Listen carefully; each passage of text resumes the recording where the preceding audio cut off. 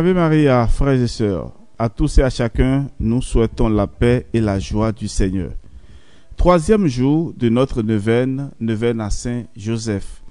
Notre neuvaine cette année est composée de deux parties. Une première partie, c'est la méditation à partir des écrits du pape François et ensuite une série de prières que nous allons adresser à Saint Joseph.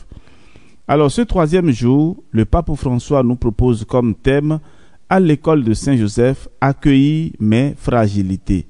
À l'école de Saint Joseph, accueillir mes fragilités. Au nom du Père et du Fils et du Saint-Esprit. Amen.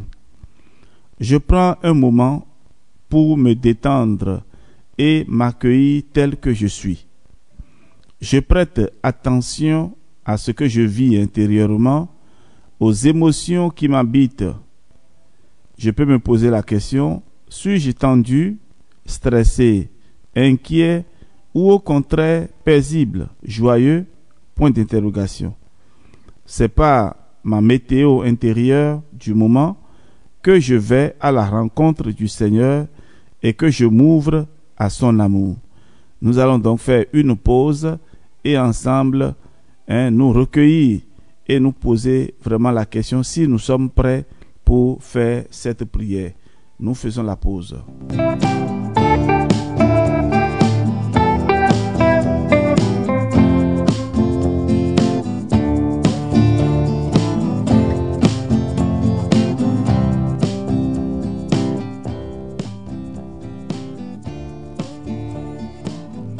Et oui, voilà, après cette pause, nous allons invoquer à présent l'Esprit Saint. Esprit Saint, je te remets les préoccupations et les tensions qui m'habitent. Viens me rendre disponible à ta présence. Inspire-moi, éclaire-moi, fortifie-moi. Amen. Avec le secours de l'Esprit Saint, nous allons écouter à présent la méditation du pape François. Joseph a vu Jésus grandir jour après jour en sagesse, en taille et en grâce devant Dieu et devant les hommes. Tout comme le Seigneur avait fait avec Israël, il lui a appris à marcher en le tenant par la main. Il était pour lui comme un père qui soulève un nourrisson, tout contre sa joue. Il se penchait vers lui pour lui donner à manger. Jésus a vu en Joseph la tendresse de Dieu, comme la tendresse du Père pour ses fils, la tendresse du Seigneur pour qui le craint. Joseph aura sûrement entendu retentir dans la synagogue, durant la prière des psaumes, que le Dieu d'Israël est un Dieu de tendresse, qu'il est bon envers tous et que sa tendresse est pour toutes ses œuvres. Psaume 145. L'histoire du salut s'accomplit en espérant contre toute espérance, à travers nos faiblesses. Nous pensons trop souvent que Dieu ne s'appuie que sur notre côté bon et gagnant, alors qu'en réalité, la plus grande partie de ses desseins se réalise à travers et en dépit de notre faiblesse. C'est ce qui fait dire à Saint Paul, pour m'empêcher de me surestimer, j'ai reçu dans ma chair une écharde, un envoyé de Satan qui est là pour me gifler, pour empêcher que je me surestime. Par 3 fois, j'ai prié le Seigneur de l'écarter de moi, mais il m'a déclaré, ma grâce te suffit, car ma puissance donne toute sa mesure dans la faiblesse. 2 Corinthiens 12, 7 à 9. Si telle est la perspective de l'économie du salut, alors nous devons apprendre à accueillir notre faiblesse avec une profonde tendresse. Le malin nous pousse à regarder notre fragilité avec un jugement négatif. Au contraire, l'esprit la met en lumière avec tendresse. La tendresse est la meilleure manière de toucher ce qui est fragile en nous. Le fait de montrer du doigt et le jugement que nous utilisons à l'encontre des autres sont souvent un signe de l'incapacité à accueillir en nous notre propre faiblesse, notre propre fragilité.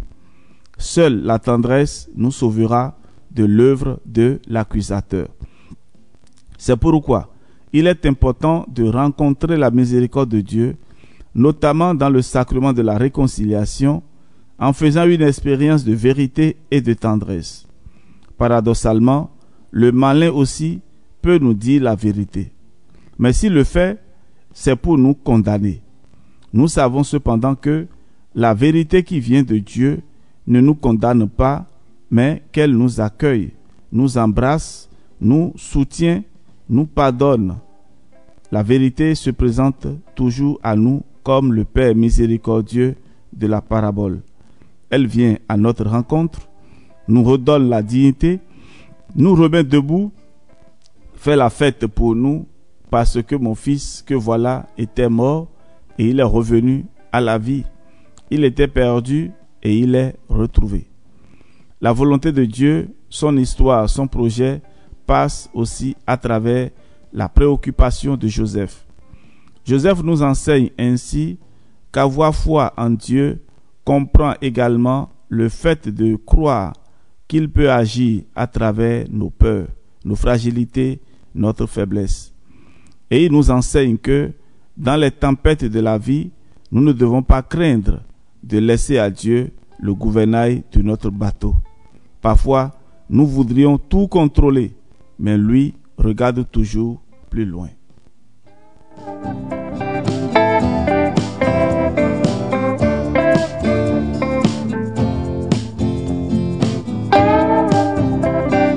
C'était donc la méditation du pape François, parlant donc de nos fragilités à l'école de Saint-Joseph. Grâce à demander. Alors nous allons nous concentrer à présent et nous allons d'abord croire que Dieu est capable de tirer un bien de toute chose, y compris du mal que je vois dans ma vie. Donc le mal que je vois dans ma vie, Dieu est capable d'en tirer un bien. Alors je demande au Seigneur, par l'intercession de Saint Joseph, la grâce de jeter un regard de tendresse sur mes fragilités et mes faiblesses. Je lui demande de m'aider à croire que son dessein sur ma vie est capable de se réaliser malgré et même grâce à mes pauvretés. Nous allons marquer la pause et nous reviendrons tout à l'heure.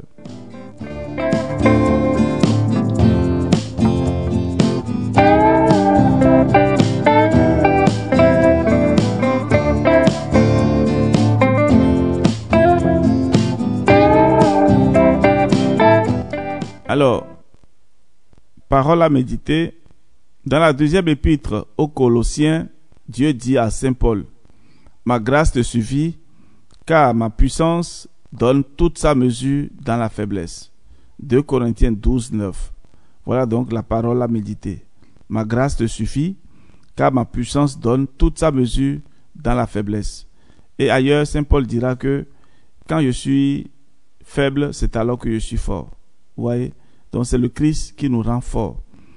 Et je dois donc mémoriser cette parole. Ma grâce te suffit, car ma puissance donne toute sa mesure dans la faiblesse. Nous allons confier nos préoccupations, nos fragilités à Saint Joseph avec cette prière du pape François. Salut, gardien du Rédempteur, époux de la Vierge Marie. À toi Dieu a confié son Fils. En toi, Marie a remis sa confiance. Avec toi, le Christ est devenu homme, ô bienheureux Joseph. Montre-toi aussi un Père pour nous et conduis-nous sur le chemin de la vie. Obtiens-nous grâce, miséricorde et courage et défends-nous de tout mal. Amen. Que Dieu Tout-Puissant et Miséricordieux nous bénisse et nous garde, le Père, le Fils et le Saint-Esprit. Amen. Frères et sœurs, à la suite de cette méditation, vous allez trouver le test de la prière que vous allez faire. Ceux qui nous reçoivent sur YouTube, il faut voir la partie description et vous allez voir donc les prières à faire pour compléter ce que nous venons de dire. Et ceux qui nous reçoivent sur WhatsApp, et juste après cet enseignement, vous allez donc trouver la prière à faire. Que Dieu notre Père nous conduise tous pendant cette neuvaine en Saint-Joseph à obtenir les grâces dont nous avons besoin par l'intercession de Saint-Joseph.